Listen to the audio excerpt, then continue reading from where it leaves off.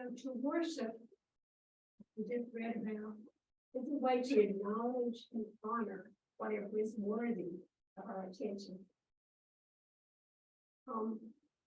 The principle that I think is most relevant to what I want to share this morning is our third principle. You know, the UA is in the process of making some changes, but at least for now, our principles and purposes remain. We, the member congregations of the Unitarian Universalist Association, covenant to affirm and promote. We've got 7 different things. It begins with, of course, inherent worth and dignity of every person. But the third one is that we have covenanted to affirm and promote acceptance of one another and encouragement to spiritual growth in our congregations. I think that's what we're doing this morning. You're accepting me and you're encouraging my spiritual growth by coming and listening, by providing witness and feedback. So that's a way that we do that for one another, is by being willing to hear where we are on the journey and what we want to share. And hopefully sometimes what I share might spark a growth or a learning for someone else too. So I thank you all for your attention this morning. My normal practice when I do a talk is to do a little trick I heard about a long time ago, where there's 3 tools to help me stay organized and to help you retain more of what you hear. And that is to begin by telling you what I'm going to tell you, and then telling you, and then at the end telling you what I told you. It's a little harder today because this is more of a rambling thing, but what I intend is to share a little bit of my own experience as a mother and with mothering. And then I have brought 8 different books. We won't get to all of them probably, but 8 different books that I want to share little bits, ideas, or excerpts, or just little snippets from, about tools that have been helpful to me in my journey of growth as a mother and as a person, a journey of learning to care not only for others, but for myself. And then at the end, we have a reading to maybe bring it back together about what is the mission of our faith. So that's telling you what I'm going to tell you. And now let me start by sharing the personal experience part. And this I didn't plan out. I couldn't decide. So I thought, see what spirit moves me this morning. Alicia inspired us to do that next week. So our talk this morning is who mothers you? I had forgotten this some months ago when we were looking at programming. We looked at the fact that this is a holiday weekend. It's usually a fairly low attendance. So we don't like to invite a guest speaker because we don't want to have a guest speaker come in 5 people. So, it's just kind of rude. So I said, well, I'll do something. And I'd forgotten about it. But when I was reminded a couple of weeks ago, it's like, it was right at Mother's Day time. And I thought, that's just the first thing that came to my mind that I thought was interesting. Who mothers you? And so I had fun with going back to my bookshelf and pulling out lots of books about women and women's spirituality and goddesses and fun stuff. But I was texting my daughters. We have a 4-way thread that we've had going a couple of years. And even if we don't touch base during the day, we always say good night. My middle daughter works at night, so I sleep better after I get the text that she's home. So I had texted that I was going to be sharing and what the topic was. And my oldest daughter texted back and said, who mothers you? I was like, oh, okay.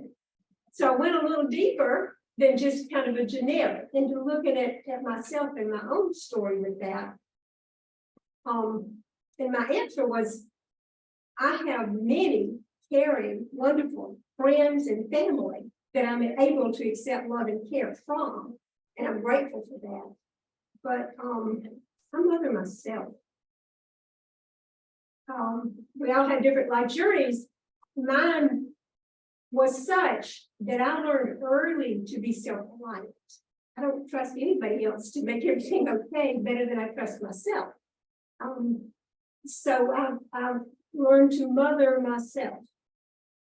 But that has included, I've shared with y'all my journey about positive thinking. When I first encountered positive thinking 30 years ago, it literally changed my life.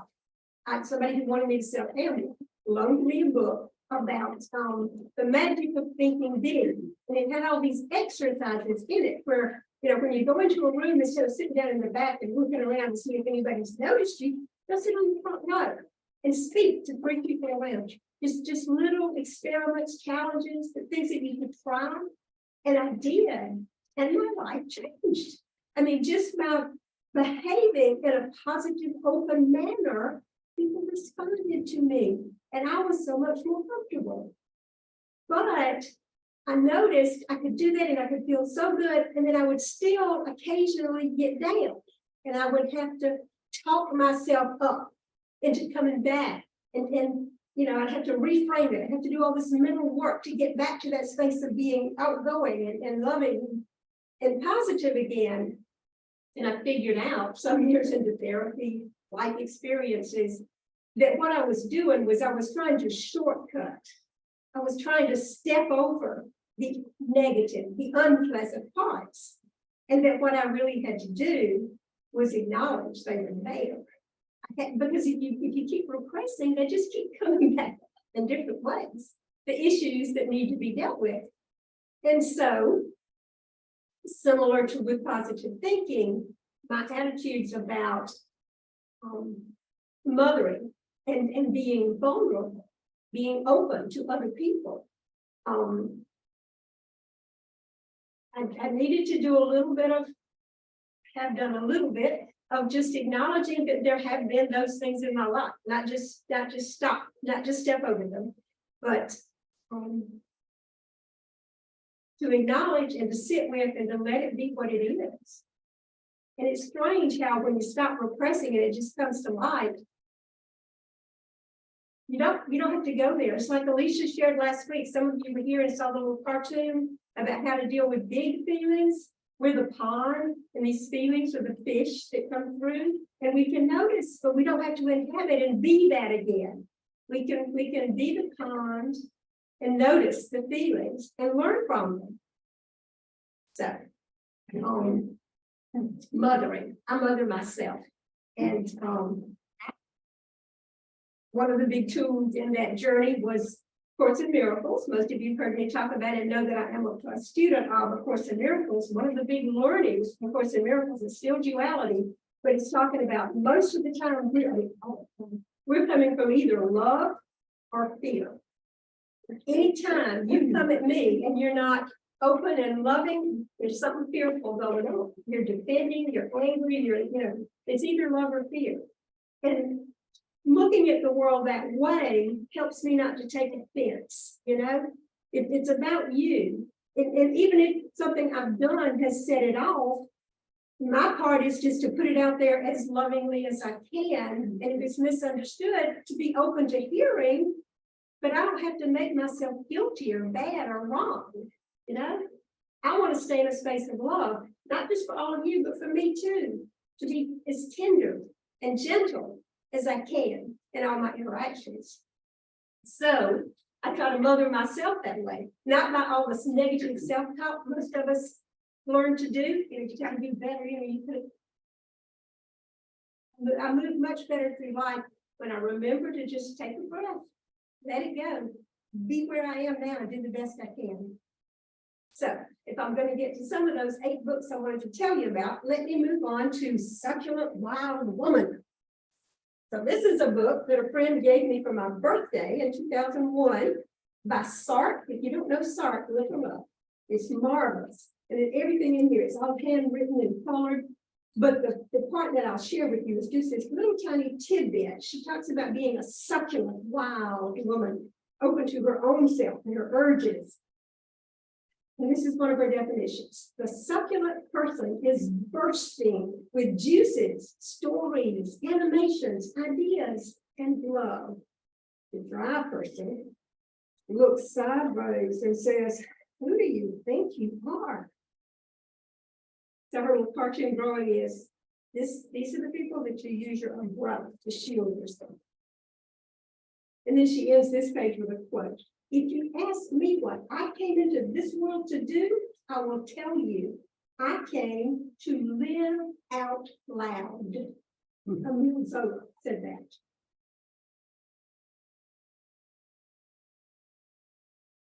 And then the next source I want to share with you, this is the book I was talking about, Dee.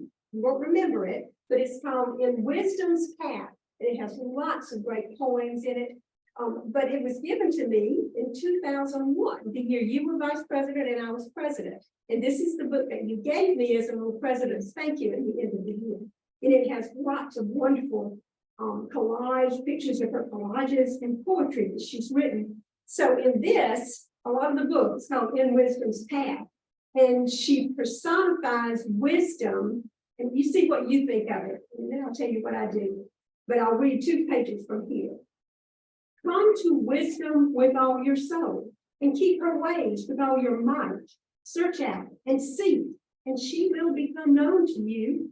And when you get hold of her, do not let her go, for at last you will find the rest she gives, and she will be changed into joy for you. And this is her prologue to the whole book. I don't sacrifice animals to her. I don't take secret oaths vowing allegiance to her. I have not pledged my firstborn child to her or told anybody they were going to hell if they didn't believe in her. She's a big girl. She doesn't need this from me. She is secure enough in herself to know that people will seek her of their own longing and will honor her in their own ways. She wears myriad disguises, most of which I'll never know. But sometimes I glimpse her in the faces I encounter, dark, pale, wrinkled, smooth, laughing, weeping, aching, crying out for healing and for peace. She was there at the dawn of creation. She played and danced as the world unfolded, very good at amusing herself while the rest of us are busy debating so very seriously and arguing so hurtfully. She will weep while we tear each other to shreds, and then she will help tend the wounded on all sides. She will bite her tongue and refrain from calling us all the names we've called one another. She has a special place in her heart for fools. They will find a seat at her table and will eat of the feast and drink of the wine she prepares. I think of her now and then. Imagine her biding her time with a cup of tea as she looks out her window, or walking down a dusty road with a small child, or appearing in a fevered dream that will not be remembered, but will only leave the dreamer with the sense of having been visited. She's fierce, but gracious. She will not force her way into our midst, but once invited, will accompany us as tenaciously as a mother bear does her cub. She will wait outside the city gates as long as it takes, as long as the arguments over her rage, as long as brave souls hazard conversations with her through chinks in the city walls, as long as there are those who risk breathing her name. And when she returns, she will bring with her the others who were outcast, who were lost, who were expelled because of the way they looked, or how they acted, or what they believed, or whom they loved. When she returns, she will bring them dancing into the city, singing in the streets, celebrating in the most sacred places because she has returned. She and those who loved her without even knowing her name all through her long, long exile from home. We can talk about what you think of that. For me, I'm comfortable with Holy Spirit, but she's calling it wisdom. The goddesses. We'll get into too much of that, but this is another beautiful book with lots of illustrations of different goddesses. And the one that comes to mind about mothering for me is Kuan Yin. And it is a beautiful illustration of the goddess Kuan Yin, who is revered in some Buddhist circles. She's Chinese, but she's also revered in Japan and other countries. She is honored as the Holy Mother of compassion and mercy. She personifies boundless compassion and loving kindness. Another one of the books that I referred, but I'm not going to read from, Goddesses in Older Women. Shinoda Boleyn, says that her name, Kuan Yin, actually translates to she who hearkens to the cries of the world. So the goddess Kuan Yin is one of the many female personifications of what we might call out to, whether we call it goddess, goddess within, spirit within.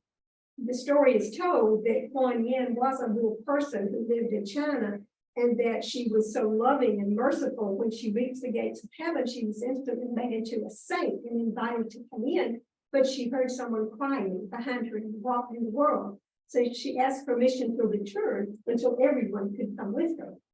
And that is the definition of a bodhisattva, someone who is here for everyone and doesn't take just selfish relief. The bodhisattva vow, get my cards back in order here and tell you that.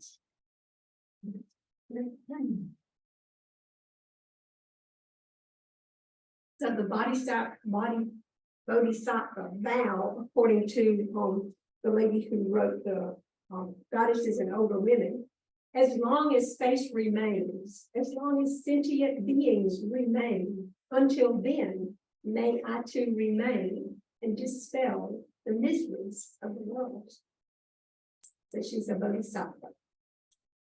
I'm not going to quote at length about from Starhawk, although I think many of you are familiar. I became familiar with Starhawk when I was planning my croning ceremony, but I turned 50 23 years ago. And this is my croning dress that I got out for the occasion that I wore that night. But one thing that I'll share that I was reminded of when I was rereading the, some of Starhawk's work, it was Dreaming of the Dark, was the book I was looking at. And she talks about how she does these workshops with people who want to look at these different ideas of women's spirituality and opening to the mystery. And that sometimes she'll ask, would you like a vision of the goddess? And if people nod, she tells them to look at the person nearest to you. Look at the woman and the man. Turn around and look right now. Look at somebody. Anybody close by. You have a vision of the goddess and the god. We are one another's brothers and sisters. Okay, so Women, Food, and God. This is a very interesting book, and I'll loan it to you if you want to know more. It was published 10, 12 years ago by Jenny Ross. And she's got a lot of good stuff to share. But what I'm going to read for you is a little excerpt from page 16, where she talks about pre-verbal experiences. And she's taught a lot of retreats all around the world. So she's learned that each of us has a basic view of reality and God that we act out every day in relationship with friends, with families, and with food. Doesn't matter whether you believe in one God, many gods, no God. Anyone who breathes, she says, and thinks and experiences has beliefs about God. And since mothering is our first pre-verbal template for an existence in which we feel welcomed or rejected, loved or abandoned, many of us have fused our relationships with our mothers into our concepts about God. Her suggestion is to discover what you really believe, pay attention to the way you act. Become more self-observant. Notice what triggers and brings things up to you. And then she goes on further in the book. I'll flip over to page 90, where she talks about a tool that was very helpful for her. And the one she did was a diamond approach, but it's a version of inquiry, a philosophical, scientific, psychological, spiritual process that's been around in various forms for thousands of years. But basically, when things come up, when the big fish, the big feeling comes through, sit with it. You don't have to engage, you have to argue, you have to defend, you don't have to, control and figure out this, relax and let it be. Let it see some light and some air. And just be gentler with ourselves. And oftentimes we do experience a changed feeling about it. We can see something differently in it, but it doesn't have to be so much work. we can be gentler with ourselves in the process, is one of the big messages I got. I feel like I'm hurrying through because I want to get to all of these. Oops. Can't leave my notes in the book. Next.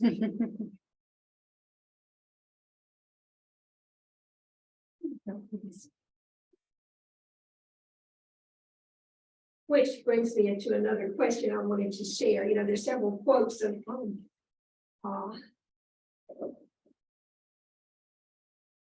I don't remember now who I attributed the quote to, but I'll share it with you anyway.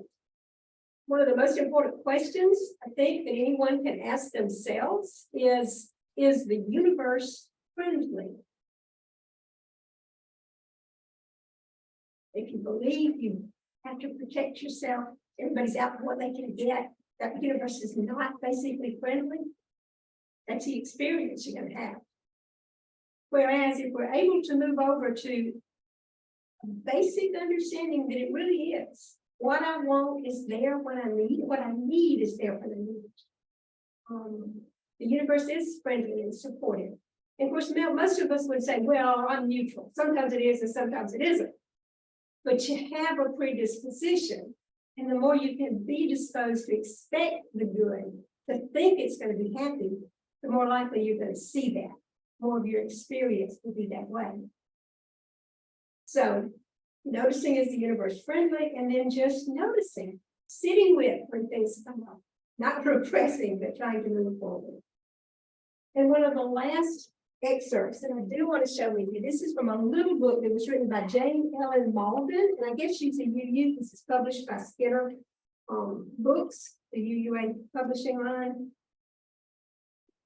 And again, it's an example of, to me, how we are one another's keepers and how we have an opportunity to love and care, not just for those close to us, but for all. This is a little essay she wrote called Wakeful Nights, and it is specifically about human mothering. My wakeful nights are fewer now that my children are growing older, but a recent event reminded me of what I'm missing. After a tremendously exciting weekend in another state at a family celebration, my young son and I found that our sleep schedules were not in sync. On the way home, he slept in the plane, the car, and then he was awake in his room from 10 p.m. until 3 a.m. Meanwhile, I was completely, utterly, absolutely exhausted. My husband joined me in physical oblivion because he had spent the weekend at home caring for our baby daughter who missed her mother. Also, he had an old back injury, rumbling. So he was also drugged. He lay drugged on his back with ice in great pain. It felt like 1,001 nights that night. Each time I fell asleep, my son called out. He was disturbed, afraid, and insecure. After that intense weekend of traveling and meeting new people, I grew grumpier and grumpier, padding through a sleeping household to reassure and calm my wakeful child. I felt alone and adrift, aware that I alone could help this child who called out to me, and yet feeling desperately needy myself. I spent the next day with my eyes open, yet with brain cells barely functioning. Although exhausted, I slowly recalled a truth that helped me to carry on. As I trudged alone through the night always, I staggered to a call as old as humankind.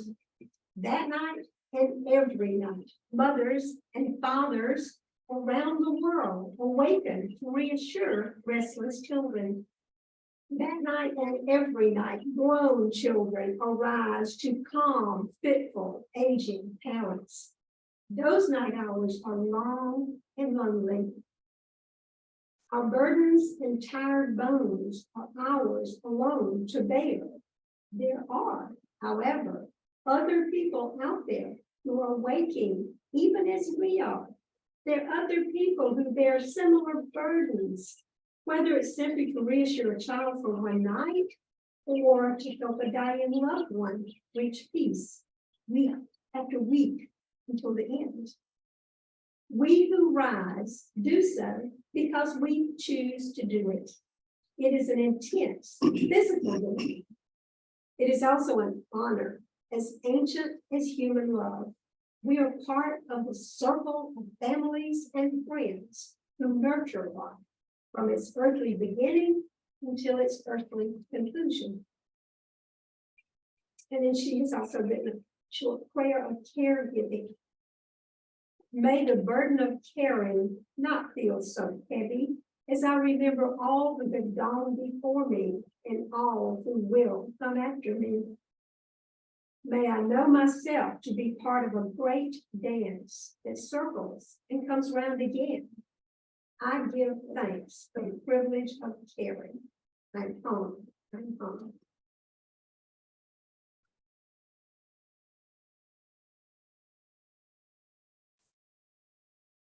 The last example I'll just tell you about, not read. Many of you, I'm sure, are familiar with Eric Fromm's Art of Loving. In the Art of Loving, he talks about motherly love, but it was an illustration I've not heard before. He talks about the biblical reference to the land of milk and honey, flowing with milk and honey, and says that one interpretation is the milk, is the nurturance, the physical sustenance that we do to keep younger children alive and responsible if we're mothering or parenting them. But the honey is an additional instruction we're given, not literally feed them honey, that can be toxic in the first year particularly, but to teach them sweetness, to teach them to enjoy the good in life. That's the honey. The milk, we got to keep them alive. That's the primary job. But we also want to share for wherever we are, as much as we've been able to acquire about how good life is and the sweetness of life. And obviously, we have less ability. Some of us have more and less ability at different stages of our lives. That was another one. I'm neglected to say, in talking about my own experience, that I'm very fortunate that my mother and I worked through so many issues in her lifetime. And I was blessed the last 7 months of her life when she lived with me to be able to accept the mothering she could give and to come to terms. And because I've loved her always, but I was blessed to have that opportunity at the end of her life to appreciate her and to accept what mothering she could offer. I'm grateful for that. If you will, pick up your hymnal again and let's read together number 459, the back of the hymnal. 459.